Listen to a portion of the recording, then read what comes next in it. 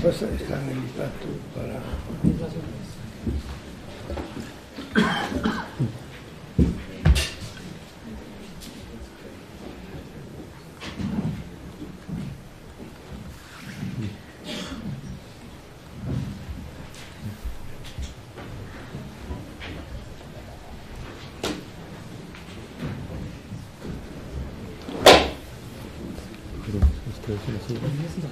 Sí. que no te cierra así, Ya tengo unas nubes, ¿no? Sí. ¿Sí mira hijos? ¿Cómo se está? ¿Sí? Pero bueno, Coge una silla por aquí. Sí, perfecto.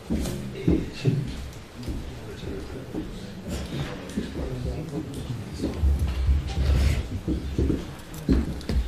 ¿Ya? Hola, buenas tardes. En primer lugar, esta ponencia se titula Visita guiada al coleccionismo español. Tenemos, yo creo que un privilegio para todos los que amamos el arte enorme, es contar con 3 generaciones de coleccionistas, tres generaciones que a mi modo de ver definen parte del coleccionismo español. Son algunas de las mejores colecciones que hay de arte en este país. Son colecciones que, ahora lo veremos, incorporan obras, incorporan piezas que a día de hoy para muchos museos españoles son inasumibles, porque ya están en unos precios, ya están en una demanda que es imposible para ellos alcanzarla. En esta ocasión tenemos a Estefanía Meana, que representa esa generación más joven. Es una generación que se centra sobre todo en un coleccionismo de vídeo. Tenemos a Fernando Meana. Fernando Meana, me gusta llamarle, para mí es como Alberti, es un marinero en tierra. Fernando Meana es uno de los grandes abogados de derecho marítimo de este país. Fundó el primer bufete de derecho marítimo cuando aquí teníamos muchas costas, pero nadie sabía qué era eso de defender el mar. Él lo hizo y luego tiene esta pasión enorme de coleccionar. Y al fondo está Marcos Martín Blanco, que junto con su mujer Elena Rueda, prima del gran artista sevillano, forma parte de una forma quizás más clásica de mirar el arte. Una colección, la de Marcos, también imponente, una colección de más de 800 piezas, una colección que se basa sobre todo en la pintura y en el cuerpo humano. Entonces, mi idea, porque lo que he aprendido durante todos estos años trabajando en el país, es que la mejor forma de mostrar las cosas es enseñándolas. Y la mejor forma de explicar lo que es un coleccionista o cómo es un coleccionista es mostrar lo que coleccionan y lo que compran. Y tenemos la suerte y el privilegio, porque antes, no hace demasiado tiempo, era imposible pensar que se pudieran prestar a los coleccionistas a este tipo de propuestas, porque antes el coleccionismo era casi un hábito secreto y un poco oscuro, en el sentido que tenía muy poca visibilidad pública. Afortunadamente, el cambio de país, el cambio cultural del país también ha traído esta exposición de los coleccionistas, algo que no ha sido nada habitual. Entonces tenemos hoy la suerte de poder contar con estos 3 grandes coleccionistas. Lo que vamos a hacer es mostrar sus colecciones, que mostrar sus colecciones es mostrarles a ellos mismos y mostrar lo que ellos como entienden, no solo coleccionar, sino incluso cómo entienden algo más importante que coleccionar, que es vivir. Y ellos así lo muestran en su forma de coleccionar. Entonces vamos a empezar. La primera colección es la que compone Fernando Meana, y digo compone porque la compone con Estefanía Meana, su hija. Estefanía aporta esa visión más del siglo XXI, si se me permite, por el soporte que es el vídeo. Y Fernando, marinero en tierra y auténtico precursor de alguna forma de ver el arte que desde luego tiene mucho mérito. Él empezó a coleccionar en los años 70, lo cual tiene que ser desde luego de los que llevan más tiempo en este mundo. Empezó a coleccionar con pasión, empezó a coleccionar primero como coleccionan todos los coleccionistas, que es en el espacio local, para ir luego abriendo su mirada al mundo internacional. Entonces, yo creo que lo que vamos a hacer ahora es ver su colección. Su colección es muy amplia, son más de 400 piezas. Hemos preparado una selección. Cada imagen durará unos 10 segundos en la pantalla y sobre alguna de ellas nos pararemos. Son para que el propio coleccionista las explique qué representan para él en la colección y sobre todo por qué son tan importantes. O sea que yo creo que es la mejor forma de viajar subiéndonos al tren. Eso es lo que vamos a hacer y al final tenemos unos 20-15 minutos, para no hacerlo muy largo, de conversación entre los tres. O sea que, Fernando, si la tecnología te lo permite, empezamos.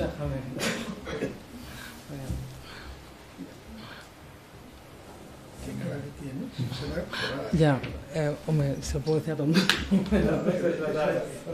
Se nota que Estefanía lleva parte de tecnológica. O sea, yo en realidad la única aportación es la tecnología, ¿eh? O sea, lo del arte está encubierto. Empezamos por el principio. Fernando, me gustaría que nos contaras cómo era coleccionar en España en los años 70, en un tiempo en el que se salía de la dictadura, en un tiempo que se dejaba una posguerra, en un tiempo de coleccionar era algo realmente nuevo, por lo menos. Bueno, yo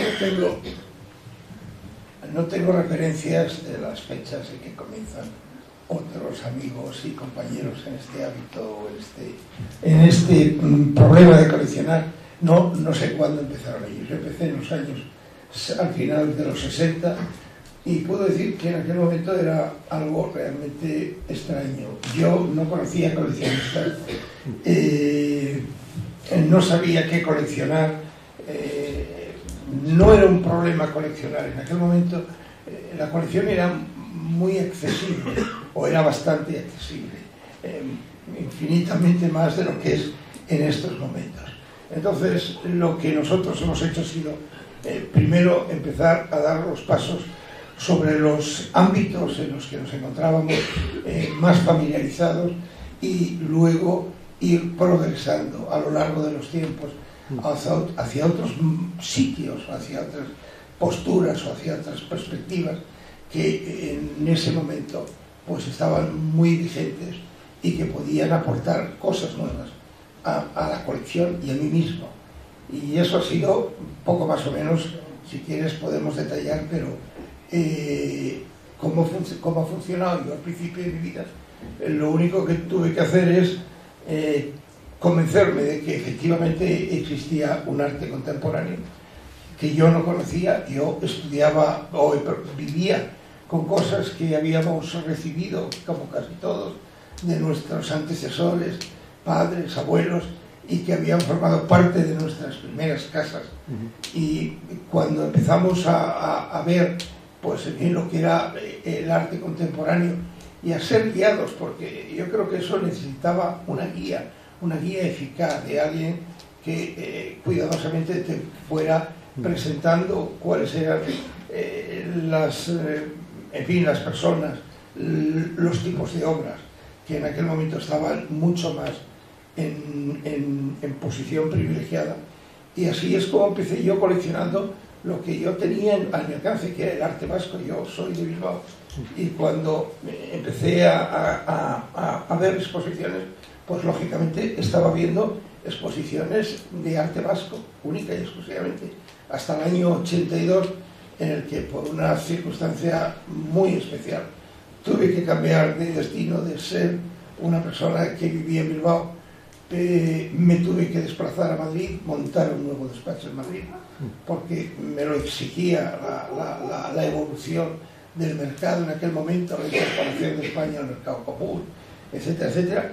Y entonces es cuando yo me empecé a ver otras cosas que hasta entonces no había visto, y cambié el chip completamente. Y empecé con los artistas españoles de los años 80. Y luego pues ha habido evoluciones a artistas internacionales, que fue cuando otro nuevo evento, que es la primera vez que yo, en fin, comparezco en una feria internacional, me fui a Basilea y de repente vi lo que a mí podía ver y las cosas que estaban en aquel momento accesibles, porque eran pues hombre, cosas que luego pensaba y decía, bueno, ¿cómo he podido comprar un Donald Judd, un Rauschenberg, cosas similares? Bueno, en aquel momento era bastante más. Y Fernando, ¿cuándo sentiste realmente que eras coleccionista, que estabas coleccionando? ¿Te habías...? Yo creo que empecé a sentirme coleccionista a partir de los principios de los 90. Principios de los 90. Como vamos a hacer algunas paradas, me interesaba que ahora tenemos una pieza de Alighiero Boetti. Es una pieza fantástica que está expuesta en el Reina, en la exposición del Reina Sofía estos días. Y Fernando, me gustaría que me contaras por qué tu mirada se posa en este artista, además que sé lo que lo has comprado cuando no era precisamente un artista tan de mainstream como es ahora. ¿Por qué te llega? Pues a mí me gustaba Boetti, y de hecho recuerdo que años antes en una feria en París yo compré uno pequeño que es como cuatro cuadros, que ha salido ya, pues y ese se lo regalé a mi hija, pero me apasionaba y yo lo que quería era tener una pieza de Boetti que fuera mucho más museable, una pieza de mucha más envergadura que aquel primer regalo que yo le había hecho a ella, que había estado ganándoselo pues, muy intensamente, digamos. Pero a mí ese cuadro me parecía maravilloso, era la ilusión de ver, pues en fin, los textos que este señor iba confeccionando, la mezcla que hace de las letras árabes, que era la primera vez que introduce Boetti letras árabes, y me parecía tan sumamente estético, tan bello, que cuando tuve la oportunidad de comprarlo, compré. Fernando, y todo esto te lo he preguntado alguna otra vez, pero las piezas en las que uno hace más esfuerzo económico, porque un coleccionista en la parte económica va intrínsecamente asociada. Las piezas por las que uno hace más esfuerzo y piensas, ¿cómo me he metido en esto?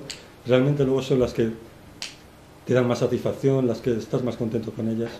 No, yo creo que no. Yo creo que por cómo me he metido en esto me produce ese efecto cualquier pieza que compro en estos momentos, porque siempre, hoy en día, cualquier pieza es una carga económica muy importante, pero es curioso cómo yo me he enamorado de piezas, esta misma, de Rendón, un artista mexicano, en fin, que es un artista que no era conocido, ni lo es hoy en día. Y sin embargo, a mí cuando vi la presentación de esta obra, que son 31 hojas de periódico, que van, en fin, partiendo de un texto inicial, que después ese texto se va diluyendo, se va rompiendo por medio de perforaciones a lo largo de los 31 días del mes, pues a mí ese es un artista que me pareció pues muy atractivo, muy impresionante. Y Fernando, ¿hasta qué punto tu colección está en movimiento, está viva, estás activo comprando? Pues yo creo que sí, que estoy excesivamente activo comprando. Porque yo pienso, bueno, hoy ya he terminado, me voy a dar un sabático. Y luego resulta que te invitan a un sitio, te llaman de otro, o tienes la oportunidad de convivir con un artista. Esta es una pieza muy interesante. Y entonces vuelves otra vez a esto, ¿cómo se llama? A caer, a recaer, y a comprar, y a volver a incrementar, tu colección. Esa pieza y estas, para mí, son piezas que me han producido pues una emoción muy especial. ¿Por qué? Porque eran piezas de artistas jovencísimos, que eran primera exposición en Estados Unidos, en Nueva York, que a mí me gustaron, me llamaron la atención, y traté y conseguí comprarlos. Y luego vi cómo en los años sucesivos, en una segunda exposición de Sharon Loja, pues aparecía una nueva presentación de imágenes, como la que hacía con el básquetbol chino, que son unas piezas para mí fascinantes, porque son todo menos básquetbol. Parecen piezas de ballet. Mi hija piensa, no está muy conforme con ello, pero yo estoy completamente convencido que es lo que ha pretendido Sharon Lohan con esas piezas. Y a mí me parece que hoy ver la importancia que tienen esas piezas, los esfuerzos que ha hecho la propia Sharon Lohan por recomprarme las 3 piezas que yo le compré a ella, porque las quería para tener en una especie de colección propia, pues me parece realmente fascinante. Esta es una pieza de Christopher Williams, de la serie, que yo compré en Estados Unidos cuando Christopher Williams estaba haciendo una de sus primeras exhibiciones. Un artista que hoy en día está muy conceptuado. Fernando, y si hay una clave en tu colección y que tienes, digamos, quizás donde esté el núcleo central, es tu propuesta de creadores latinoamericanos cuando nadie compraba artistas latinoamericanos. ¿Qué te lleva a comprar ese tipo de artistas, ese tipo de arte, y por qué entras en él? No lo sé. Yo lo único que puedo decirte es que por mi amistad precisamente con un gran galerista brasileño que me introdujo en lo que en aquel momento era lo principal del arte mexicano o brasileño, perdón, pues yo empecé a enamorarme de piezas de Ernesto Neto, de Vic Muniz, el fotógrafo Itizica también, de toda esa serie de personas que en aquel momento pues estaban viviendo una vida casi oscura, porque no eran gente muy conocida. O Itizica sí, porque Itizica es uno de los grandes creadores brasileños que nace en los años 50, es un histórico, ¿no? Lo mismo que Cid Meireles en los brasileños. Pero a mí lo que me pareció fascinante es que poder descubrir un arte que me parecía pues muy atractivo y muy influyente, y que nadie en aquel momento estaba investigando excesivamente en él. Y otra obra muy importante en tu colección, y sobre todo es esta que estamos viendo, Robert Rauschenberg, que la tienes colgada en tu casa, en tu domicilio de Madrid. Cuéntanos, ¿cómo...? Pues hombre, Rauschenberg es una obra que exhibió la Galería Weber Alexander y Co. en una exposición de Rauschenberg maravillosa, donde hubo unas oportunidades especiales. Y yo me quedé con esta pieza, que era una pieza única, que a mí me gustaba mucho por el formato y por lo que suponía de imagen, digamos, imagen urbanística. Y con ello pues hace una doble cosa, es coger una obra preciosa, apasionante, y recopilar dentro de mi colección a un artista tan especial como es Rauschenberg.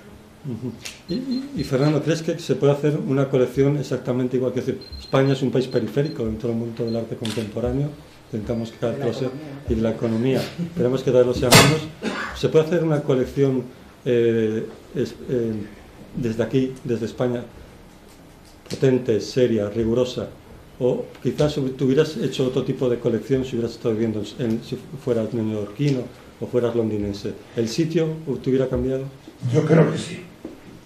Yo creo que sí. De la misma forma que yo empecé iniciando mi colección con arte vasco, al cual he vuelto recientemente, curioso, pero en los últimos años, y probablemente de las últimas piezas son piezas de arte vasco, como Asier Mendizábal, artistas hoy en día muy en boga, dentro de un área limitada, por supuesto. Asier no, Asier es mucho más internacional que el resto de los artistas, pero yo nací ahí, vuelvo ahí, y fui a esto, ¿cómo se llama?, al arte sudamericano.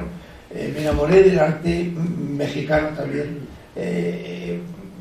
Conseguí muchas cosas que me parecían maravillosas, sobre todo algunas muy primerizas, como son las obras de Gabriel Orozco, que eran obras de primera exposición. Pero luego me siguen encantando, me gusta el arte cubano. Y ahora, por ejemplo, no sé si ya está algunas piezas de Joan Capote. bueno, de Joan Capote, que me parece un artista especial, muy bueno. Y de lo mismo que Joan Capote y otros muchos artistas cubanos que en estos momentos, pues en fin, son importantes. Si yo viviera en un mercado como puede ser el de Estados Unidos, pues estaría influido por las galerías con las que yo tuviese una relación muy especial. Posiblemente pues me enseñarían cosas que me harían enamorarme a lo mejor del arte ¿qué te voy a decir yo? Africano o de otras cosas. Y ahora como que comentas la relación con los galeristas, Fernando, ¿compras obras o también terminas comprando obras que venden determinados artistas, que venden determinados galeristas? Bueno, la pregunta es una pregunta muy complicada. Es decir, yo compro obras, pero compro obras porque en fin, conozco al artista, la obra he tenido acceso a ella a través de determinados o de un determinado galerista, y entonces lo he comprado, pero yo no lo he comprado porque sea una obra que tenga ese galerista. Era una obra que hubiera comprado si hubiera estado probablemente con otro galerista y yo hubiera tenido posibilidad de acceso a ella. Y Estefanía lo ha apuntado, el tema, bueno, coleccionar o sea, no se puede abstraer de la situación económica, sobre todo en España, sería evitar un tema bastante importante. Fernando, ¿cómo te planteas ahora coleccionar en este espacio económico que es también tan complicado? ¿Vas a cambiar de alguna forma el enfoque? ¿Vas a plantear otro tipo de mirada? Yo creo que no, yo creo que ya son muchos años con una ruta enfocando lo que es tu colección y tu propio gusto personal, en fin, tus deseos de posesión, digámoslo así, de obras coleccionables, que yo no creo que eso lo puedo cambiar. Puedes cambiar, en fin, ir a otros sitios, mundos, otros campos donde el arte pues pueda tener matizaciones que puedan ser distintas a las que tú estás en este momento acostumbrado. ¿Y cuál ha sido tu relación con los galeristas españoles durante todo este tiempo? ¿Hasta qué punto han sido un soporte a tu colección? ¿Te han ayudado, por decirlo así, a coleccionar? Yo siempre he seleccionado el galerista. A mí primero me ha impresionado la trayectoria de un galerista y he ido, pues, en fin, a contactar con él y a ver qué piezas tiene. Entonces él me ha enseñado cosas que yo no había visto, imágenes que yo no había apreciado y entonces de esa forma he ido cubriendo muchos aspectos de mi gusto artístico y de mi deseo de tener obras en mi colección. Sé que es muy difícil hacer una selección así tan rápida como lo que te voy a pedir, pero si tuvieras que hacer esos artistas de tu colección que digamos que la radiografían o que la definen, ¿cuáles podrían ser? Bueno, yo creo que muchos. ¿Cuáles me gustan? Depende de cuál sea el último que he comprado. El último que he comprado me encanta. Este me gusta, por ejemplo. Es Henri Sala, que es un fotógrafo exquisito, vamos. Pero bueno, contestando a tu pregunta más concretamente. Bueno, esta es una pieza que me fascinó. Este es un artista que surgió en el mundo del arte como mundo comercial en el año 73, cuando apareció en la primera galería neoyorquina, porque no había expuesto jamás y no lo conocía nadie. Y hubo 3 galerías que tuvieron acceso a las obras de este artista. Y al final, pues, se quedó una de ellas con la exclusiva de este artista y me parece increíble. Pero ¿qué obras puedo tener? Pues no sé, yo diría que Boetti, por ejemplo, me parece espléndido. El Baldessari, otra pieza que también la tengo pues un cariño enorme. En fin, me gustan mucho las lámparas de este Pardo. No sé, podría seleccionar muchas. Miguel Ángel, no sé cómo decirte. ¿Y cuáles son tus criterios, digamos, a la hora de informarte, a la hora de recabar información, a la hora de decidir un artista u otro? ¿Cómo sigues esa tarea de...? Pues yo creo que como todos los coleccionistas, normalmente leyendo, informándote y luego recibiendo, ¿qué te voy a decir?, información de la gente que tú crees que está capacitada para informarte y para educarte. Tu colección es muy amplia, son más de 400 piezas, son muchas obras. Algunas más. Fernando, ¿cuál va a ser el futuro de la colección? No lo sé, yo creo que el futuro, la llave la tiene mi familia y sobre todo mi hija. Tengo dos hijas. Una no le interesa la colección en absoluto y la otra le apasiona. Y lo que piensa la primera es que está feliz de tener una hermana que sea capaz de haber hecho primero una preparación de la colección, obtención de documentación, fotografías, es decir, ha perfeccionado la base de datos de la colección de una manera realmente increíble. Vamos, hoy en día yo me siento súper orgulloso porque veo pocas colecciones que están tan exquisitamente preparadas como es la nuestra por ella. Y Fernando, porque ha habido mucho tiempo que los coleccionistas, algunos han sido bastante celosos con sus obras. ¿Prestáis? ¿Sois proactivos con museos, con instituciones? Bueno, yo estoy prestando constantemente. Ahora he visto, bueno, esta no es la he prestado, la he parado porque es que me encanta. Es una obra de Gabriel Orozco que me parece increíble, preciosa. Pero estoy prestando en este momento a la Fundación La Caixa, no sé qué otra... Es local. El otro museo que me ha pedido una obra de Iván Berry, otra preciosa fotografía de Gabriel Orozco que también me emocionó. Pues yo presto las obras y me encanta prestar, porque yo creo que esto, que los coleccionistas debemos prestar las obras. Recuerdo que en una ocasión estaba yo en un museo y había una ¿qué artista era? No me sale el nombre, tengo Alzheimer. Entonces, perdóname. Entonces, era un artista súper especial. Y hubo un señor que dijo allí a otras personas que estaban y dice, bueno, ¿cómo se han atrevido esta gente a traer desde Estados Unidos una obra tan especial, tan frágil? Y la contestación que le dieron es: si los coleccionistas no prestaran las obras, los que estamos en sitios apartados del mundo del arte, no conoceríamos el arte. Y eso es algo que yo creo que a mí se me metió en la cabeza. Yo creo que debo, en fin, prestar mis obras, y yo creo que todos los coleccionistas están imbuidos por esa idea. Yo creo que todos están, en fin, muy encantados y muy proclives a esto, a hacer prestaciones. Y Fernando, ¿cómo diferente hubiera sido, de qué forma tu vida hubiera sido diferente si no coleccionaras? Hubiera coleccionado otra cosa, yo seguro que hubiera coleccionado otra cosa. Estoy absolutamente... Yo de pequeño coleccionaba cromos y luego empecé a coleccionar libros y cosas por el estilo, pero luego empiezas te metes con el arte un día porque ha tocado de una forma muy especial, y luego ya a medida que la colección va avanzando y tú estás cada vez más entusiasmado con el resultado de esa colección, pues en fin, ya pues no sé cómo decirte, eso no es parable. Y coleccionar es en cierto punto, en cierta medida, renunciar, es decir, que al final es... Sí, te anticipo la respuesta, sí.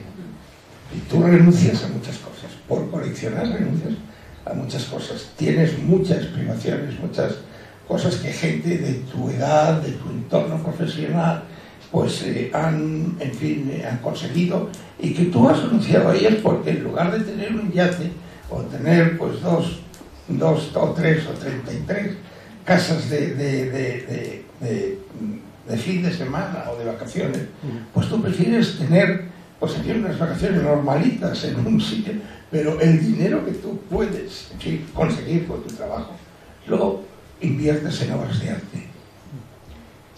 Voy a cuento un pequeño secreto. Sé que has pasado algunas noches en vela por ver cómo podías pagar algunas de las obras, algunos de los charcos en los que te habías metido. Y mentiría todo el que dijera lo contrario. Vamos, yo creo que es una situación en la que estamos todos involucrados, porque tú vas y compras por impulso. Tú ves una obra y dices, eso me encanta, un 300 maravilloso, entonces tienes el acceso a él y lo coges y lo compras, o pretendes comprarlo, y haces cálculos y dices, no, esto no lo puedo pagar, en fin, o me va a costar mucho tiempo. Pero todo eso, cuando una persona te dice, oye, sí, toma, no te preocupes, ya me lo pagarás cuando puedas, todo eso te lleva una serie de quebraderos de cabeza a las noches brutales. Déjame que ahora lleguemos a una pieza que para mí, que creo que es fantástica y que es muy especial en la colección. Para mí quizás la más especial de la colección es una pieza de Cildo Meireles, que se llama Razón y Locura, que fue una locura comprarla, sé que fue un esfuerzo enorme, que es esta pieza fantástica, y que quiero que nos cuentes la pieza y también la aventura de la compra.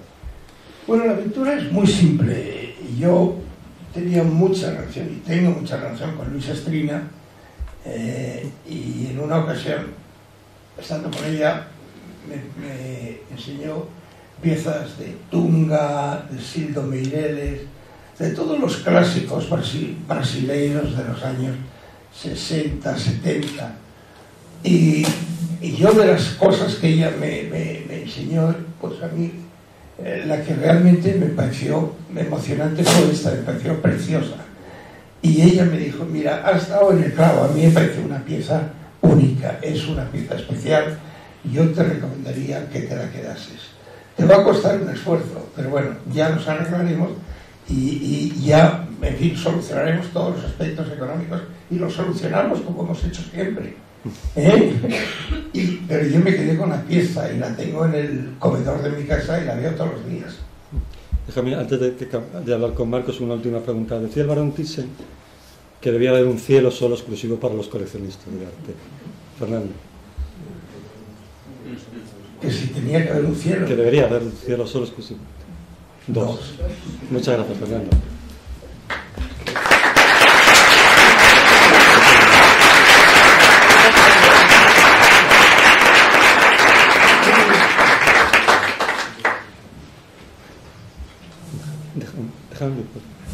Bueno, la segunda colección que vamos a ver, espero que sea más animada así, haciéndolo visualmente, es la colección de Marcos Martín Blanco.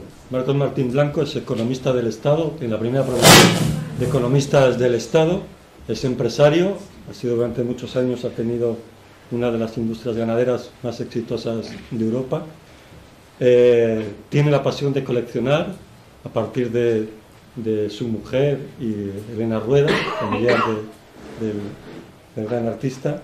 Y lo interesante de la colección de Marcos, sobre todo ahora que hemos estado viendo la de Fernando, es lo absolutamente distinta que es su mirada y lo que él compra. Porque no hay nada más personal que coleccionar, no hay nada más personal que lo que uno compra. Marcos ha hecho una colección, sobre todo, tiene más de 850 obras, como les comentaba hace un momento, muchas de ellas absolutamente inabarcables para museos. Y si digo el MoMA, no me voy a quedar nada corto, porque en términos económicos, me estoy refiriendo, son incomprables ahora mismo. Es una colección, a mi modo de ver, que ahora lo veremos en la parte de pintura americana, y creo que puedo decirlo, una de las mejores de Europa en pintura americana. Es un pequeño o un gran privilegio tenerle con nosotros.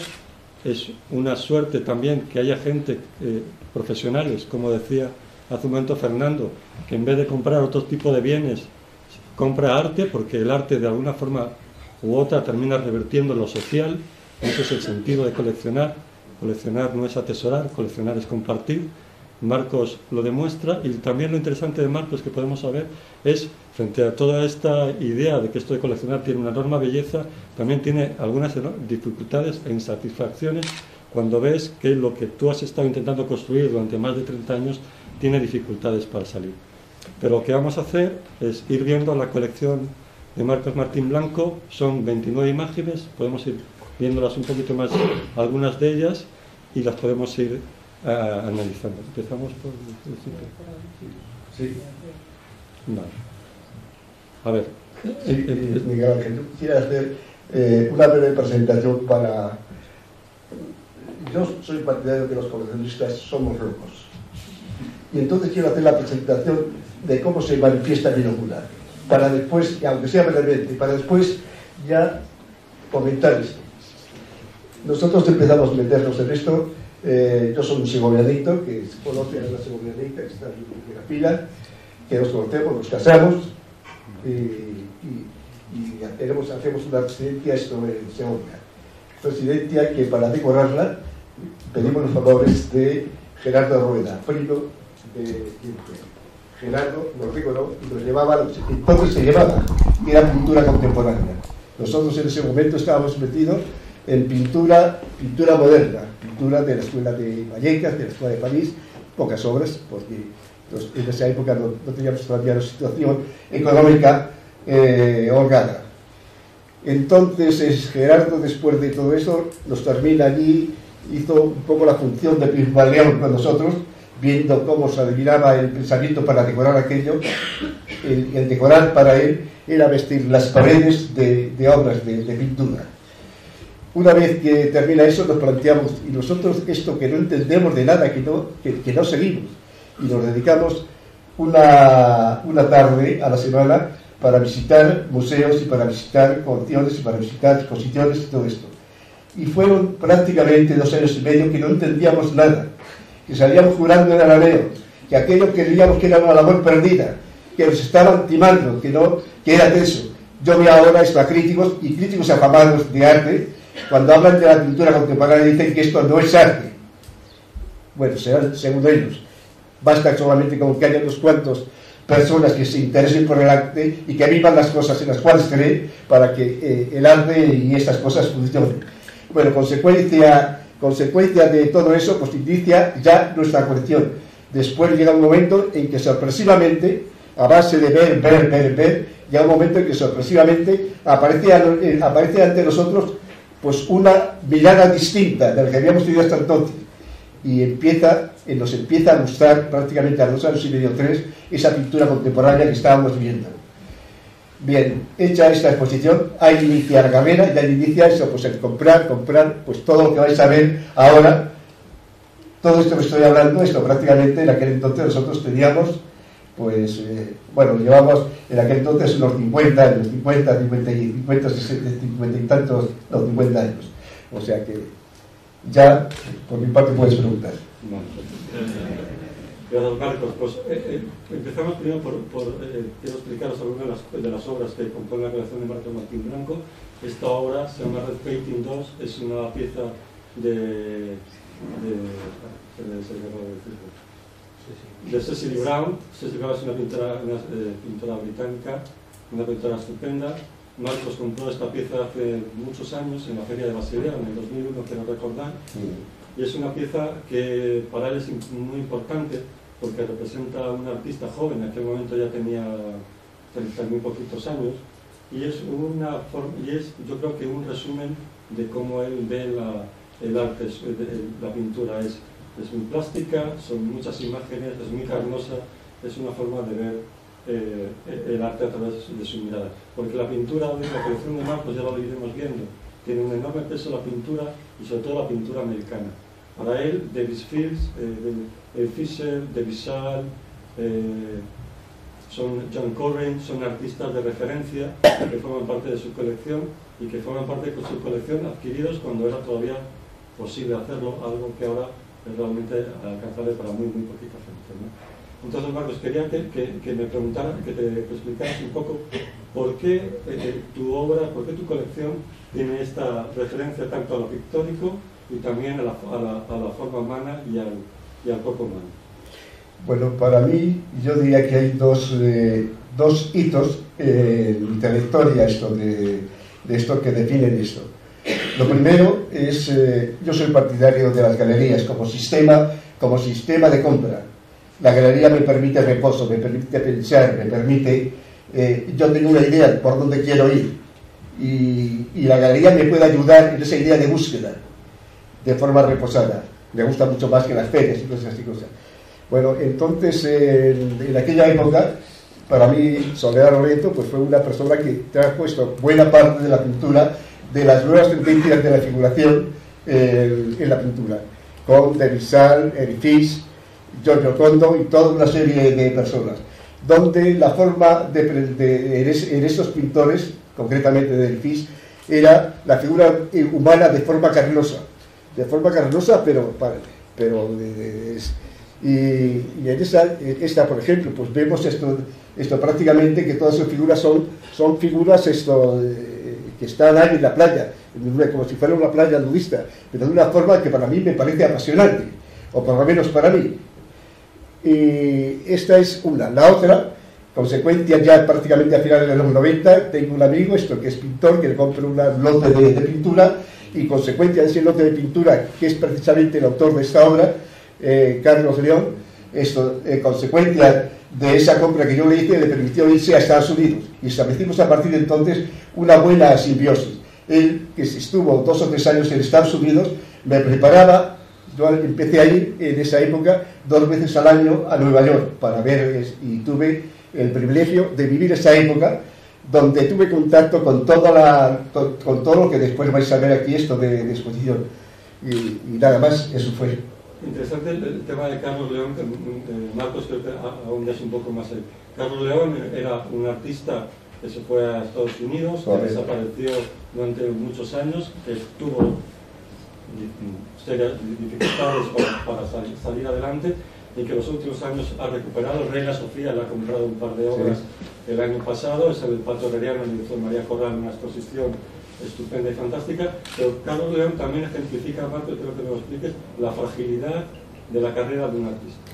Bueno, yo muchas veces pienso en los artistas, y que conozco casi a la inmensa mayoría de los artistas que yo colecciono, y me parece, y cuando oyes hablar a los entendidos, que en un siglo pues te quedan y flotan reflotan se quedan ahí, un grupo tan reducido de personas, pues es una lucha de titanes. El mundo de la creación es un auténtico hándicap. Entiendo que la creación se extiende a todos los campos, se extiende a la abogacía, a la astronomía, se extiende a todo. Cuando estás creando, y lo vemos mucho más en los pintores plásticos y en la literatura, en todos esos campos, pues es que parece que te das contra ello, que no hay forma de romperlo. Para mí Carlos León es una pintura desde el principio, todos tenemos nuestros gustos, y las colecciones, seguramente los coleccionistas coincidimos pues en un 30 o un 35%, yo creo que no más, porque cada uno tenemos nuestras fuentes, nuestras inspiraciones, nuestras vivencias, nuestras palpitaciones, y esto te hace seguir una tendencia u otra. Y para mí es un apasionado, es un loco, soy un loco de la pintura de Carlos León, que es el que me brindó la oportunidad de estar prácticamente durante 10 años o 12 años yendo 2 veces al año a Nueva York y conocer parte de lo que vais a ver ahora aquí. Claro, Marcos, hablamos también una parte de mercado, es inherente a coleccionar. ¿Compras, vendes, cuándo haces qué? Bueno, yo empecé a vender esto, y creo que está mal visto entre los coleccionistas. Yo empecé a vender porque cuando llega un momento en que compras y llenas la casa, después de la casa, si la casa es grande, llenan los almacenes, llenan los sótanos, ya no te caben en primera fila y tienes que hacer capas y capas y capas, y utilizas la casa de Segovia, la casa de Madrid, utilizas el despacho de mi hijo en Segovia y en Madrid, utilizas algunos almacenes y lo vas inundando todo. Entonces, cuando ya empiezas que puedes acceder al coleccionismo, y yo pretendí acceder a tener un museo, y yo aspiré a eso desde hace ya cerca de 13 años. He tratado 13 años en que en Segovia me admitan que en el jardín de mi casa, que es un jardín, en la calle de, bueno, no me acuerdo ahora, me permitieran recalificar el terreno para hacer el museo. Me lo han recalificado 10 años. Y para después hacer el proyecto por año y pico. Entonces, en función de todo eso, llega un momento en que todo esto te agota, te cansa, de toda esta vida de esto. No, se ve un poco de eso. Sí, Marcos, eso para que yo creo que la audiencia lo vea claro, llevas 30 años intentando construir un museo que está al lado de un terreno, al lado de su casa. Bien. Es un cortado con quizás una de las vistas más bonitas de Segovia. Y llega un momento, Marcos, que tienes 850 piezas. Sí, bueno, no me importa confesar, incluso yo sabía que esto es difícil. Pedir a la administración, yo he hecho la colección, quiero hacer el museo, el terreno es mío, pido ayuda a esto, y esa ayuda en este momento pues es inabordable, porque la situación en la que tenemos, y soy consciente de ello, y no me produce ninguna contrariedad, porque sé que es así. Pero entonces te encuentras con que no puedes acceder a todo eso. Y entonces, ¿cuál va a ser tu propuesta como colección? ¿Tienes 850 piezas? ¿No vas a tener suficientes para Bueno, mi propuesta en ese sentido, yo me he dado cuenta a través de esta situación, me ha hecho reflexionar y primeramente, como decía que se me había olvidado, primeramente al plantearme esta situación, digo, bueno, pues voy a intentar hacer liquidez, porque en sustitución de la Junta, en sustitución de tal, yo realizando, en función de que había sido afortunado coincidiendo en Nueva York en una época en que yo pude comprar a precios muy asequibles y obras que se habían revalorizado. Entonces subasté 3 obras y me proporcionaron pues unos ingresos importantes, ingresos que estaban destinados a hacer el museo. Cuando lo pienso, y entonces llegué a la consecuencia de que ese no era mi función ha sido coleccionista, mi función tiene que continuar siendo coleccionista. Yo ya tengo una pila de años, no puedo continuar eso, no puedo ir contra la realidad, y la realidad en este momento es que tengo que aceptarla tal y como es, y me dedico y vuelvo otra vez a mis orígenes, que es ser coleccionista, y he dedicado el dinero que empleé de esas 3 obras para mí emblemáticas que tenía para hacer esa función, las quiero y las he empleado en comprar obras que yo jamás soñé en poder tener, o sea, unas obras que se revalorizaron, que me dieron esto, y que he comprado con ellas obras que yo jamás pensé, porque yo como máximo me he movido dentro de una escala de precios que me parecen razonables para mí y que no me importa si los tuviera que confiscar tampoco. Bueno, estamos viendo ahora una imagen de otra de Marilyn Minter, de tus artistas, Marilyn Minter, que también representa un poco la fragilidad, pero al final con otro final diferente, quizás, o con otra salida diferente a la de Carlos. Marilyn Minter era un artista en los 80 que apenas tenía mucha repercusión. Sé que tú lo apoyaste, mucho. Nos apoyó el artista, comprándole mucha obra. Mucho. Quiero que nos cuentes cómo es tu relación con ella y qué viste en su... Bueno, esto de la última vez que la vi, después de estar prácticamente sin verla, sin conocerla, no sin verla, porque sí que la conocí en los primeros momentos cuando la compraba. Le tenía la Burbel, un coleccionista italiano que encargó esto en Nueva York, y íbamos a su estudio, era encantadora, y la veía trabajar y a mí me encantaba lo que estaba haciendo. Entonces, bueno, pues entre todo eso y le compré bastantes obras. Recuerdo de obras, que tenía que volver, alguna de ellas dice, esta obra me la tiene reservada en Willy, y llevo ya no sé cuánto tiempo sin no se decide. ¿Te interesa a ti? Digo, sí, yo decidía rápidamente. Y bueno, pues entonces en una exposición que hizo hace aproximadamente 2 años en la Conservera, en Murcia, cuando vino, que hacía ya tiempo que no la había visto, cerca de 4 o 5 años, cuando me vio poco menos que me vino a abrazarme como si fuera su coleccionista. O sea, debo una gran amistad con él y lo pasamos muy bien. Y soy un reconocido admirador de su obra. Me parece que tendrá mucho, ya tiene mucho que hablar, pero tendrá mucho que hablar en el futuro. Vale. Muchas gracias, Marcos. Quería finalmente que nos hicieras una pequeña reflexión.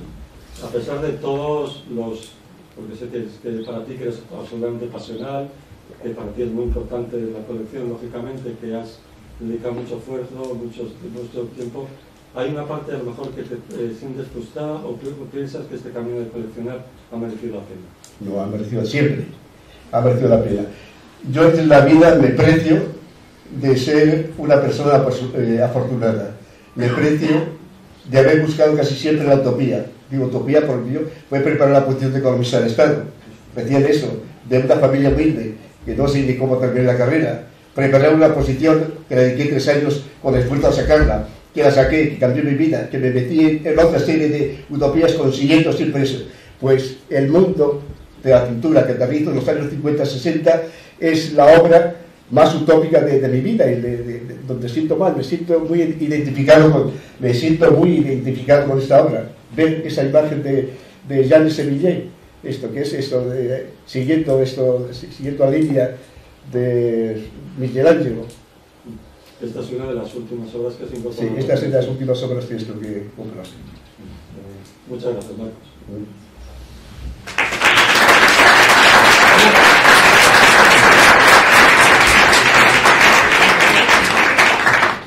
Y finalmente, y para no hacerlo más largo, la reflexión de la colección de Estefanía. Estefanía supone la continuidad de la colección de Fernando, pero no en el sentido de compra, porque ella tiene una forma de enfocar el coleccionismo que se basa en aportar, digamos, aquella mirada a la que su padre no ha entrado o no quiere entrar. Y es que ella compra exclusivamente vídeo. Y lo que hace es comprar 2 o 3 obras al año, fuertes de ambiciosas, y que creen que puede y que piensa, y que como lo veremos ahora, que es así que completan su colección.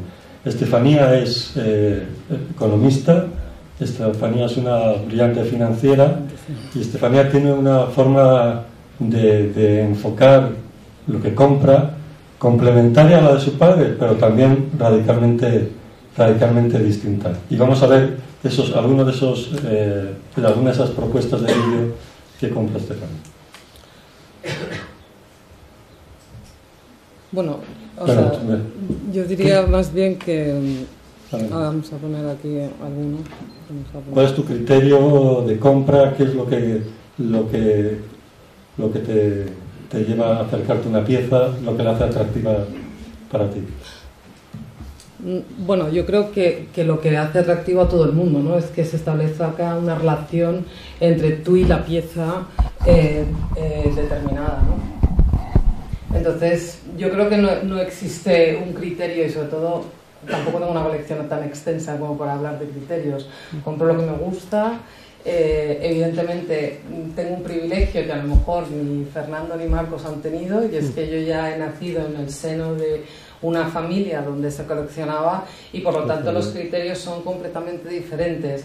La acumulación se convierte en un criterio como menos importante, y como la calidad y el buscar piezas pues más particulares quizás sea tu objetivo, ¿no? Entonces, bueno, realmente criterio definido no.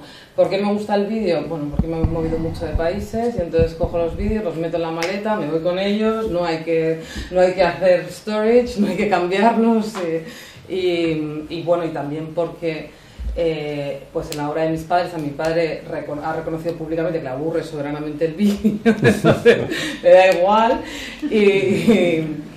y entonces hay muy poco, ¿no? Y yo creo que en una colección contemporánea, bueno, pues el vídeo es una parte importante. Entonces, por eso digamos que me centro en eso. Y luego, sí es verdad que el criterio muchas veces es si veo piezas de vídeo que me gustan de artistas que están en la colección de mis padres, pues es un añadido, ¿no? Porque posiblemente quizá Willy Doherty sea el caso más claro, ¿no?, de eso, porque ellos habían comprado una foto muy al principio de su carrera, que era una foto muy buena, y yo creo que Willy evolucionó mucho hacia el mundo del vídeo, y yo creo que ahora sus vídeos son más importantes que sus fotos, y realmente pues tenía más sentido que accediese a ese mundo del vídeo que a otro, ¿no? Y a pesar de ser un formato diferente, ¿qué crees que aporta tu colección a la a la de tu padre si la tuvieras que poner junto a ella? ¿Qué crees que aporta? Bueno, yo creo que aporta un formato que ellos no han utilizado, ¿no? Y eso creo que es importante. Y de hecho, bueno, toda la presentación que hemos estado viendo está basada en un catálogo sobre la colección de mis padres, que, bueno, que muchos de vosotros habéis visto, y el curator decidió incluir las piezas de vídeo, primero porque consideraba que esa era una laguna que había dentro de la colección y segundo porque de esta forma le daba continuidad. Entonces, pero tampoco tengo unas aspiraciones así de hacer cosas muy grandilocuentes. O sea, compro lo que me gusta y realmente sí tengo una parte como muy impulsiva, aunque luego la diferencia entre la impulsividad de mi padre y la mía es que yo voy a casa, me meto en internet, lo miro, lo remiro y bueno, y luego además me limito mucho al número de piezas, que no quiero tener muchas porque sé todo el engorro que es mantener todas las documentaciones, bases de datos y tal, y es un rollo, así que no. ¿Y hay diferencia entre, quiero decir, a la hora de plantearte la colección con el vídeo frente a otros soportes? Es decir, pues sé que tú eres bastante exigente con algunos galeristas, con los formatos, con que te den soporte en diferentes. No, lo que pasa, yo creo que bueno, que las experiencias que vives te hacen evolucionar a ser de una determinada forma. Yo, como estuve 6 meses intentando catalogar la colección de mi padre, pues para mí la documentación es como clave a la hora de plantear una compra, ¿no? Y yo creo que en un soporte digital como el vídeo creo que es inclusive más importante, porque al final, bueno, pues en las piezas de Marcos pues vendrá el experto con los rayos X, dirá que es o que no es y ya está, pero en un formato digital o eres muy riguroso con todo eso o yo creo que tienes un problema. Entonces, bueno, yo creo que es el cambio un poco del propio soporte y cómo ha evolucionado, ¿no? Perfecto. No sé, me gustaría poder abrir un poco el turno de preguntas. Sé que como periodista, sé cuando dicen esto de preguntar, la gente se echa un poco para atrás, pero si tenéis alguna pregunta para Marcos, Fernando o Estefanía, pues estupendo.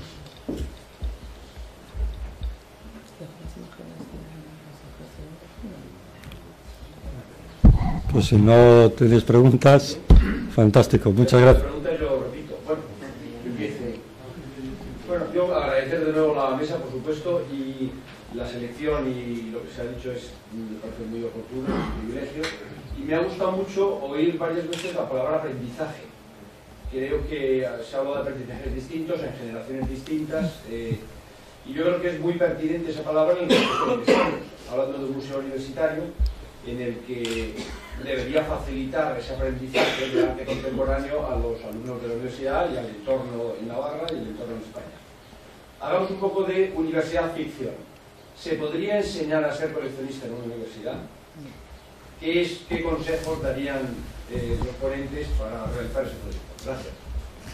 Hombre, efectivamente puedes enseñar a la gente en cualquier medio en que te desenvuelvas, pero la universidad lo que puedes dar, ¿qué te voy a decir yo?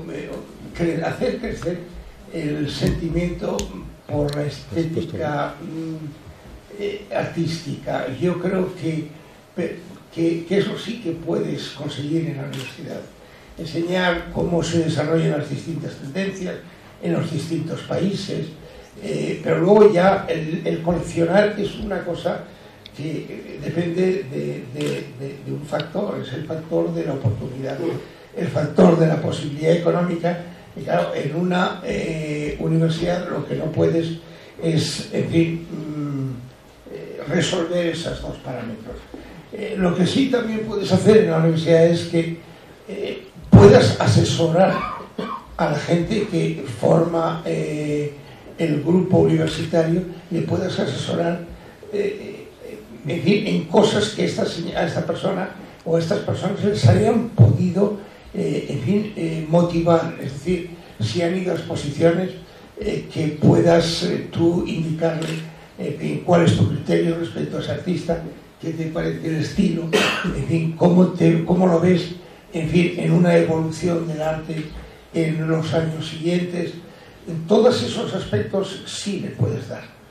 Yo creo que sí puedes, en fin, preparar a la gente. Y de hecho, en Estados Unidos hay clases de promoción, digamos, de vocaciones coleccionistas. Ahora, el coleccionismo es un hecho ya muy tangible, que es el acto de pasar, de que te recibió, de la teoría a la práctica.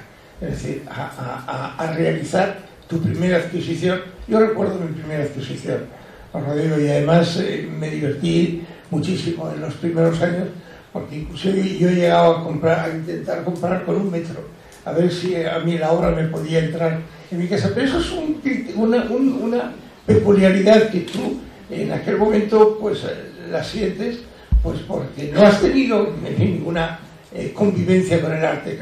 Años después, pues en fin, de intentar buscar, en fin, si una obra te podía entrar en tu casa o de qué manera, pues hombre, he llegado a comprar una obra que podía cubrir 600 metros de espacio. Claro, tú dices, bueno, ¿y cómo es posible cubrir 600 metros con una persona que vive con una casa? Bueno, y en ese momento con un chalet me da igual, que no tiene ni posibilidad remota pero es que compras porque te gusta coleccionar, porque te gusta un artista, te gusta una obra.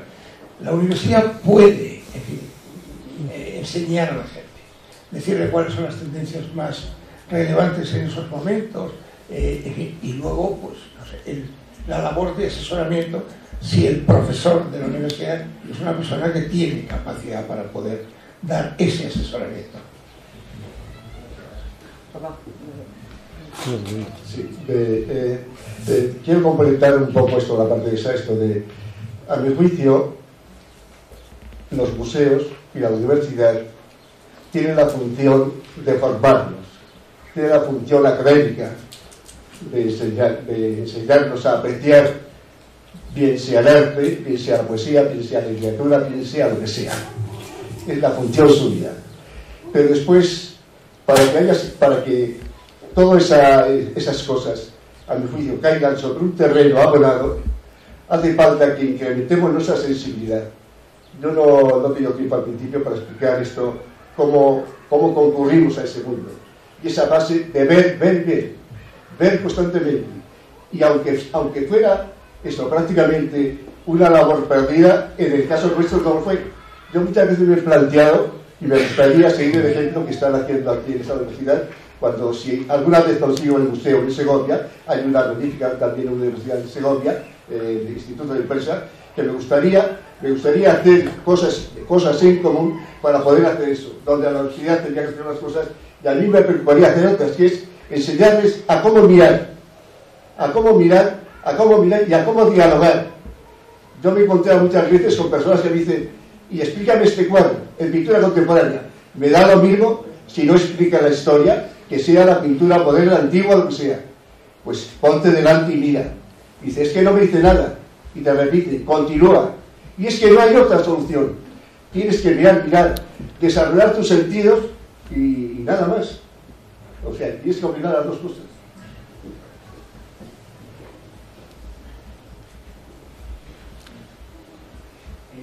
Bueno, recogino la idea de Martín Blanco, decía que quería crear un museo y se encontraba con tales obstáculos que no puede llevar a cabo.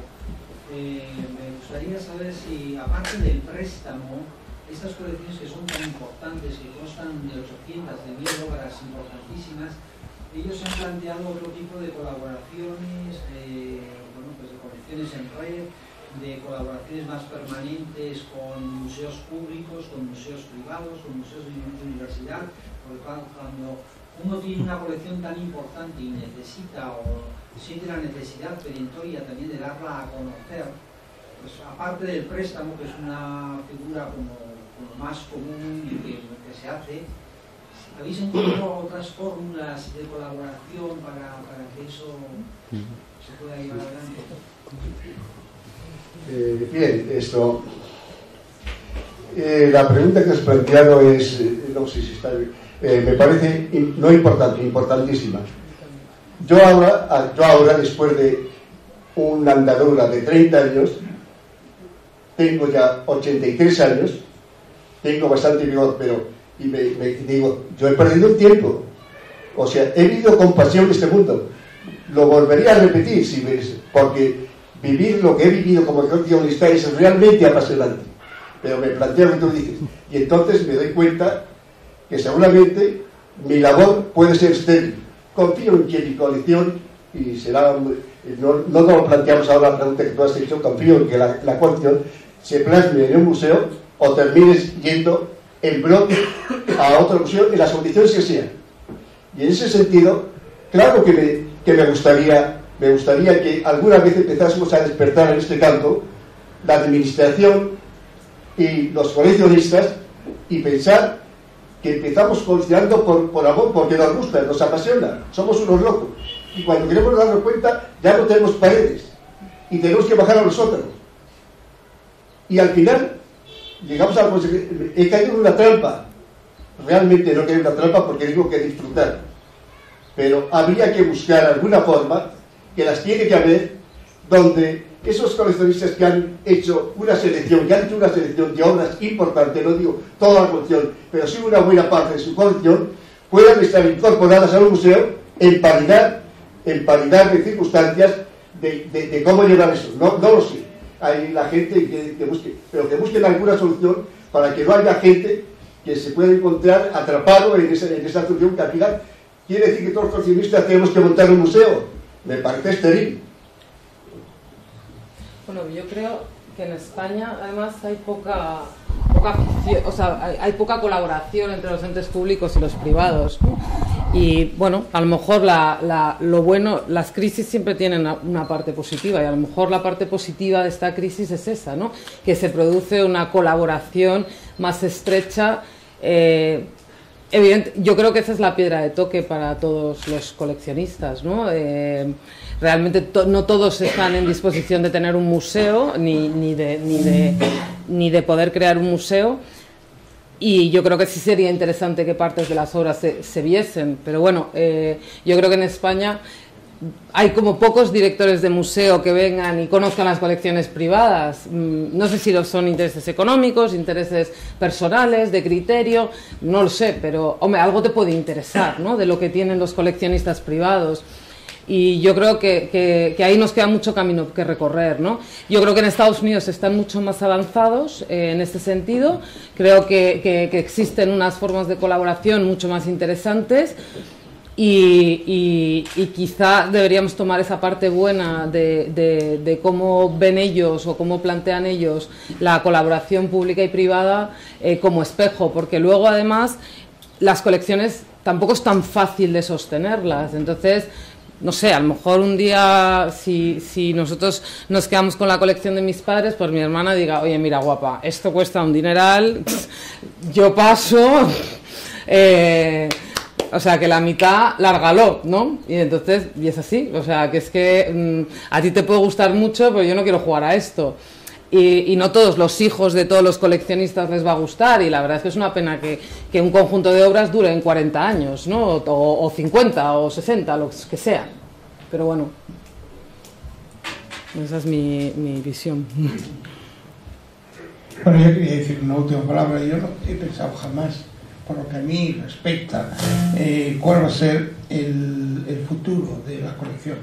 Sí he tenido ideas y he hablado con gente, y ahora inclusive estamos haciendo una prospección, en fin, a unos niveles muy, muy serios, pero es muy difícil, sobre todo en una época como la presente, donde hay una contracción económica tan brutal, que venga una institución y te proporcione la oportunidad de exponer tu colección con un carácter, si no de permanencia, por lo menos de una temporalidad larga, que a ti pues, hombre, te justifique el esfuerzo que has hecho durante tantos años para comprar y y coleccionar. No tengo muy claras las ideas de cómo vamos a terminar, en fin, proyectando nuestras colecciones. Por supuesto, yo tengo la gran ilusión de que la mía tenga una proyección, porque he visto que tengo una hija por detrás que tiene un enamoramiento por este problema, por el tema del arte, y que está haciendo un esfuerzo en la catalogación, clasificación de obras, etcétera, etcétera, que yo no lo hubiera hecho jamás. Claro, si yo no hago una catalogación eficaz, difícilmente me puedes pedir que yo haga una, digamos, exposición de esas obras a través de Internet, porque no es un tema que a mí en estos momentos me domine. Yo no soy de una generación en la que Internet nos coge pues en una situación pues muy precaria. Sí, estamos, sí. Pero ahí es donde probablemente la universidad tiene que hacer cosas, decir de qué es lo que se puede hacer con las colecciones, enseñar a la gente que si se dedica puede hacer una proyección de su colección a través de una vía de Internet. Pero vamos, yo no he pensado en una manera especial de proyectar mi colección cara al futuro.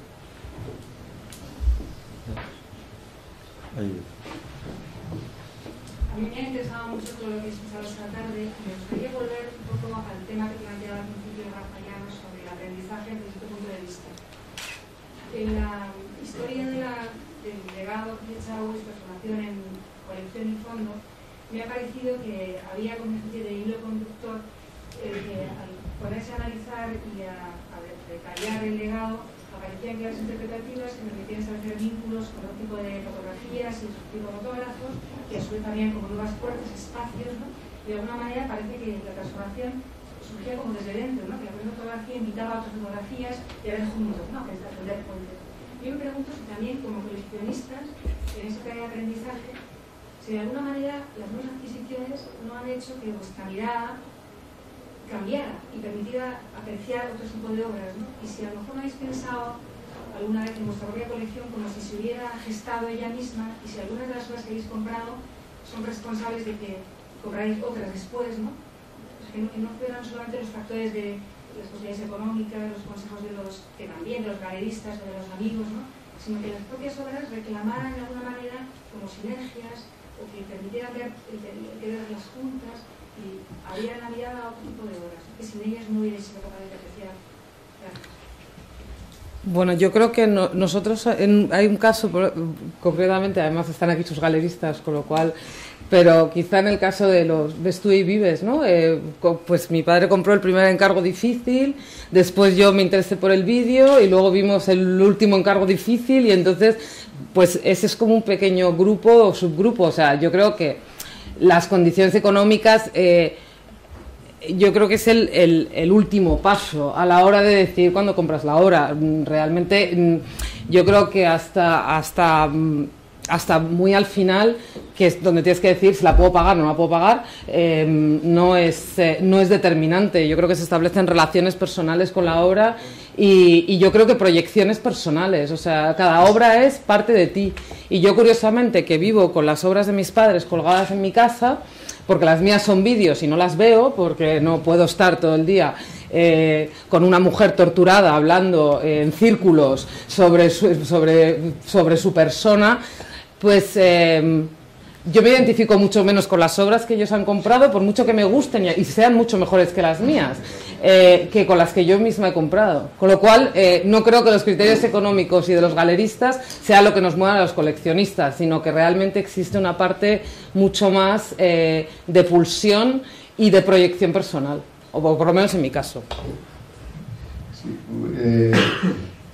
yo completaría ese planteamiento. Me adapto a mi caso. Ya he dicho que yo creo que cada coleccionista tenemos muchas cosas próximas y otras cosas que cada uno particularmente las interpreta como quiere. Entonces, yo creo que en una colección, en cualquier colección, reposada, que lleve tiempo, existe un hilo conductor. Cuando ya se adquiere cierta veteranía, cierta experiencia en el mundo del coleccionismo, la colección se va armando, se va conformando. Y se da uno cuenta, sobre todo cuando las decisiones de compra recaen en una o pocas, muy pocas personas. Yo no creo en la democracia para comprar las obras de arte. Tendría que reunir un comité y decir cuál es la obra de arte que un museo tiene que adquirir. Me parece que es una situación, seguramente porque no hay otra mejor que esa, pero no creo en el sistema. Entonces, en una colección en las que yo veo de mis amigos todo esto, la colección tiene un hilo conductor que te condiciona las obras que tú vas comprando, las que tienes que comprar. Incluso te condiciona en algunos momentos obras que tú compraste en un momento, al principio, lo que sea, que ya no tienen que ver nada con el contexto. Lo cual no quiere decir que esas obras se queden, pero es para que se queden, pero no para que estén expuestas, no para que esa colección enseñe, tenga la voz docente que tiene que enseñar al visitante del museo. Pero en cualquier caso, siempre, por lo menos yo así lo considero, una colección tiene un hilo conductor que te lleva, que todos los pasos que vas haciendo te van señalando lo demás, de tal forma que cuando ves una pieza dices sí, porque esto me encaja, me completa, y existe siempre ese hilo conductor, tanto para mí en la abstracción más pura como en la figuración del orden que sea. Existe siempre, a través de todos los pasos, existe un hilo conductor para llegar a ese proceso.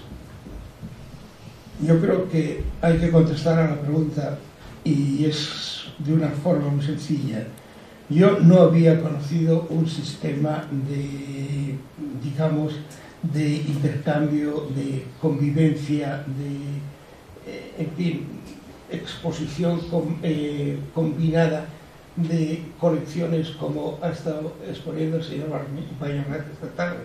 Para mí ha sido una experiencia totalmente nueva. Yo creo que es muy difícil aplicar esos criterios a la colección del arte plástico, de la escultura, en fin, y de la... Bueno, los vídeos quizás pudieran ser más fáciles de combinar, pero lo que yo creo es que, claro, que no se me antoja la forma, o por lo menos yo no he pensado jamás, y lo veo muy difícil, el cómo se puede hacer algo semejante con una exposición o con una colección de arte, en fin, plástico, esculturas, etcétera, etcétera. Yo creo que es muy complejo, muy difícil. Sí. Nuestra experiencia se basa en que yo tengo una confianza absoluta en los artistas. Yo no desconfío nunca de sus capacidades y además confío plenamente en que aquello que no pueden hacer no lo hacen. Una de las características de este programa precisamente se basa en que no es un encargo y que si no existe una experiencia real y verdadera, o sea, no hay autenticidad, el proyecto no sale adelante. Quiere decir que necesitamos estar en contacto, en diálogo con los artistas, y cuando no hay esa conexión, no encuentran ese vínculo, no hay nada ni que rechace, no es un encargo. No tenemos dinero para hacer encargos, pero tenemos dinero para facilitar experiencias auténticas sin... Es decir, cuando se hace una cosa de este tipo hay un riesgo muy grande, y en esto Rafael de Benfeld, Santi Olmo y yo hemos tenido la suerte de que la universidad siempre nos ha, lo que se dice, back you up, nos ha guardado las espaldas, porque hay un gran riesgo, no sabemos cuál es el resultado, y es un proceso artístico, es un proceso de creación, y es un proceso que tiene algunas condiciones que de alguna manera son nuestros salvavidas, en este caso, que es que tiene una función docente, que hay una función de investigación y que tiene que cumplir con unos procedimientos, ¿no? Procedimientos únicamente, pero lo que es el vínculo del autor con la obra, la experiencia que plantea, hay que esperar a que se dé, a que... Nunca se sabe, es que no se sabe. Cuando dices que no lo sabes, yo te digo, es que yo tampoco.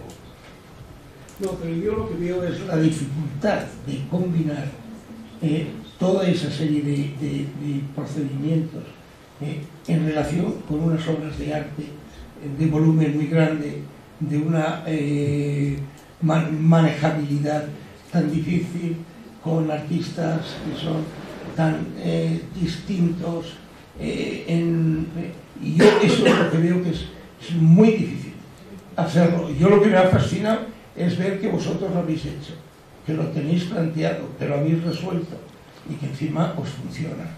Fernando, lo que yo veo también, Valentín, es que estas colecciones lo que ven es que, aparte de que sea musealizable sus colecciones dentro del contexto del fondo fotográfico, también son, lo que adquieren con el nexo con la universidad es que son colecciones que están siendo investigadas. Claro. Yo creo que lo que aporta la universidad y el museo en el futuro, con respecto a lo que pueda aportar otro museo, es que tu anexión o tu acercarte a la universidad te va a aportar investigación sobre tu colección. O sea, esta labor de documentación, de archivo, de poder poner en marcha una tesis doctoral sobre vuestras colecciones, creo que es algo que podemos aportar y que nuestras condiciones son oportunas para eso.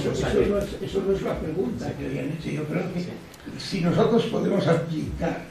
Pero además yo creo que tú lo has dicho al principio de tu exposición, tú distingues entre el legado y luego la colección. O sea, en tu propio legado no hay un hilo conductor, sino que vosotros vais completando, con lo cual es mucho más académico todo el proceso que lleváis desde el punto de vista de la colección fotográfica, que el que puede llevar un coleccionista por medios, por capacidad, porque, vamos a ver, yo estoy en la oficina todo el día, al final tengo X número de horas para dedicarle a este tema, tampoco tengo más, entonces yo no soy profesional de esto, simplemente me gusta, y yo creo que esa es la diferencia, ¿no? Cuando tienes un profesional detrás, y sinceramente, a mí personalmente me parece un aburrimiento la gente que compra con asesor, o sea, los particulares, porque es como, ay, tengo que tener la colección que dice el asesor no sé qué, pues vaya rollo, ¿no? O sea, tienes que tener la tuya, la que a ti te guste, o sea, la que a ti te haga feliz, no la que diga el libro que tienes que tener, ¿no? Yo me refería a que desde la universidad podemos investigar. Claro, pero ya es académico, no es... Académico y bueno, claro, pero es que son dos... Claro, pero que yo no puedo investigar, porque no tengo tiempo de investigar, porque no es mi trabajo. A lo mejor, pues oye, cuando me retire puedo investigar y decir, pues, pero... Moisés tenía al fondo... Bueno, no es una pregunta en sí, es casi como una pequeña reflexión, porque conozco a los ponentes y sé perfectamente sus colecciones. La reflexión viene un poquito a hablar de un contexto, ¿no? Un contexto de coleccionismo. ¿Qué es el coleccionismo en España, en este país? En este país no tenemos una ley de mecenato, no tenemos un IVA cultural, no tenemos políticas fiscales que desgraven la inversión en arte. Coleccionar es muy complejo, es muy complicado. Vosotros lo parecéis, nosotros los galeristas también lo parecemos, pero yo creo que ese contexto se debe saber, debe estar, porque una pequeña colección en este país es algo ya grande. Ya no quiero entrar a otras colecciones que bueno, la mía es especial por contexto, ¿verdad? Son estupendas y además conozco la pequeña colección que Estefanía, claro, una colección es maravillosa, de un estricto a la hora de seleccionar artistas, a seleccionar esos vídeos, que los mete en la maleta, que los transporta padremente. Bueno, un día nos podría explicar más detalladamente cómo son sus vídeos y sus colecciones. La colección de Fernando, pues bueno. Pero si todo esto sería mucho más fácil, y me quito un poco a lo que Marcos dice en su hoja de presentación, algo así como que es una heroicidad coleccionar sin ayudas, estoy totalmente de acuerdo contigo. En este país los coleccionistas son auténticos héroes. Esa es mi reflexión, ¿no? Bueno, al hilo también un poco de lo que decía Moisés, efectivamente, en estos casos a mí me parece que el acto de coleccionar ha sido heroico por varios motivos. Uno, por la situación en la que se comenzó a coleccionar, donde estaba todo por hacer, y porque, hilando también con lo que estaban comentando el director del museo, Miguel Ramiro, hay un aspecto que a mí me parece que me ha mencionado bastante, sobre todo al comienzo de la exposición de Fernando Meana, ¿no? Y es que él empezó a ver en las exposiciones o en las galerías a las que iba obras que no sabía que existían, ¿no? Yo creo que realmente el museo, un museo universitario, tienes la responsabilidad eso no puede volver a pasar, ¿no? La gente que acude a la universidad y da lo mismo desde la facultad o desde la formación que vaya adquiriendo, tiene un espacio donde tiene que ver lo que está pasando hoy en día, ¿no? Tiene que ver el arte que se desarrolla, que se ha desarrollado en las últimas décadas, y no le puede pasar que se encuentre en el 2012 con obras que no sabe, o con tipos de creaciones que realmente le son totalmente ajenos o desconocidos, ¿no? Quizá yo creo que ahí la responsabilidad del museo o de un museo universitario sí que es grande y que es comprometida, ¿no? en ese sentido. De acuerdo. Una pregunta, Fernando, yo quería completar, porque estoy absolutamente de acuerdo. Yo sí necesito asesores. Fernando es el director del Fondo Global. Yo necesito asesores porque sé muy poco. Y por tanto yo me tengo que fiar de los asesores. Y sin embargo, cuando se planteó el proyecto de tender puentes, tuvimos que acercarnos a coleccionistas. En este caso fotografía, pero a coleccionistas. Voy a poner aquí. Digo que cuando empezamos el proyecto de tender puentes, tuvimos que ponernos en contacto con coleccionistas. Y en principio la verdad es que yo pensaba que éramos dos mundos absolutamente diferentes, porque son dos mundos absolutamente diferentes. Yo estoy con unos asesores que saben hacia dónde van lo que quieren, el coleccionista se basa fundamentalmente en lo que le gusta. La intuición. Pero la realidad es que el complemento, cuando yo abría la puerta y no iba a pedir, porque no necesitaba obra, yo lo que quería era que, digamos, eso que había tardado tanto el coleccionista en poder presentar, darle una oportunidad de hacerlo y darle un contenido y una capacidad de investigación, poderlo documentar más, una ayuda.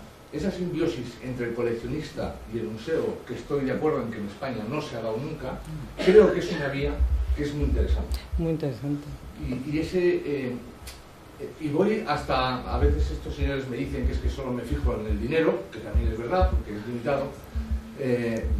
Yo sí que he visto coleccionistas que tienen problemas de mantenimiento de la obra. Pero todo, claro.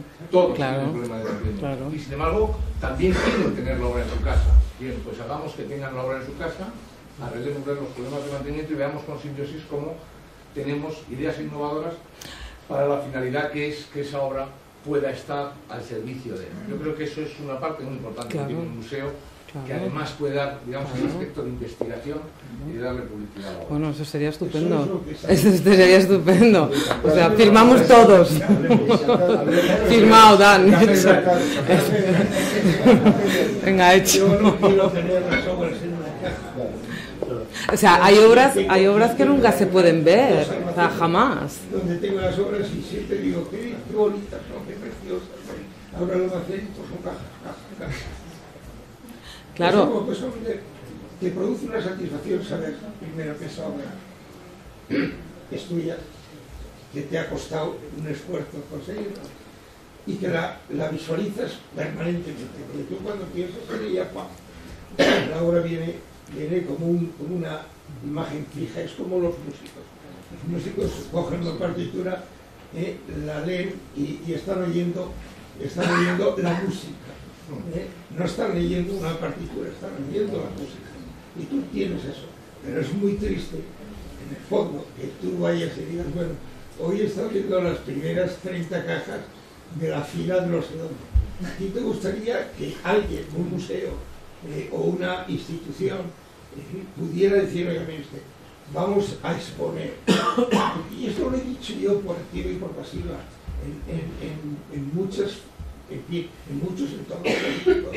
¿Por qué un ayuntamiento como Madrid, que tiene ese poderío, que tiene unos medios y unos recursos, no ha cogido y ha creado una especie como Kunsthalle alemana, es decir, recogiendo de los coleccionistas que ellos, en fin, tienen al alcance, y seleccionando obras y haciendo una exposición permanente de forma y manera, bueno, no temporal, pero vamos, cambiando, de forma y manera que la gente cuando venga a Madrid, pues que es una ciudad muy turística culturalmente, pues no tengan que ir al Prado, al Reina Sofía, al Thyssen.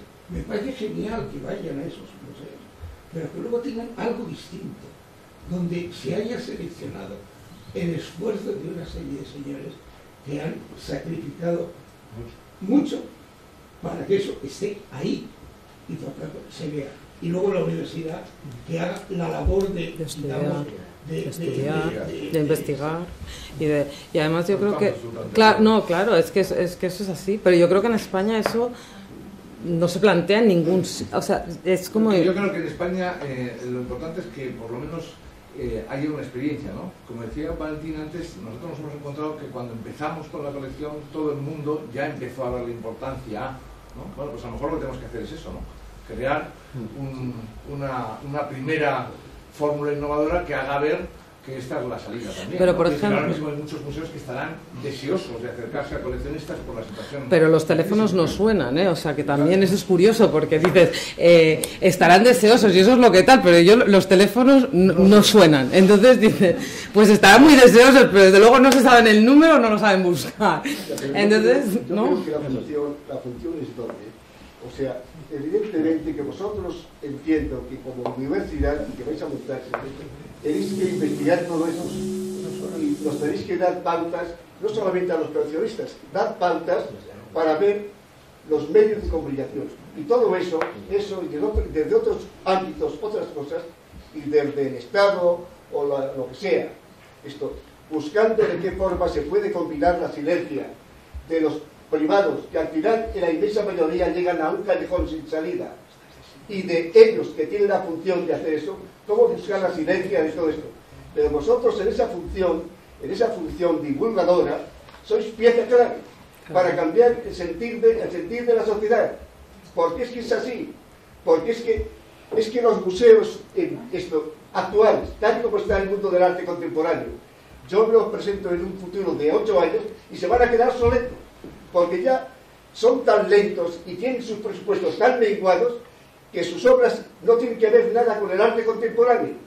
Y si no, bueno, no quiero decir esto, o sea que es necesario.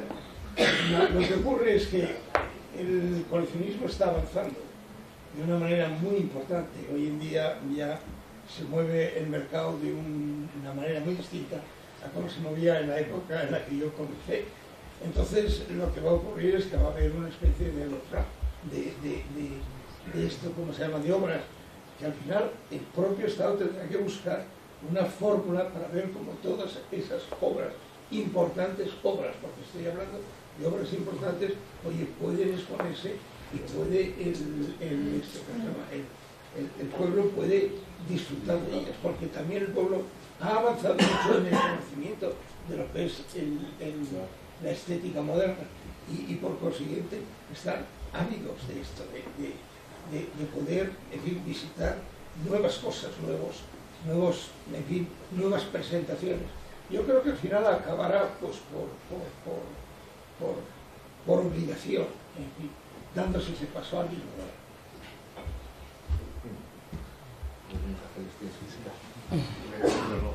¿Qué? Bueno, pues antes que nada, finalmente quería agradeceros la atención, el tiempo. Quería volver a agradecer a Marcos y a Fernando y a Estefanía el enorme privilegio, porque no es fácil con las agendas que tienen que estén. También quiero agradecerle a Juan Bonet, que está de gran coleccionista, que ahora veremos las piezas que he preparado, que son fantásticas, de verdad, es un lujo poderlas ver. Quería agradecerle el esfuerzo y la presentación, y decía María Corral que un gran artista es alguien que, entendiendo su tiempo, es capaz de adelantarse a él. Yo creo que los coleccionistas también son iguales. Gracias.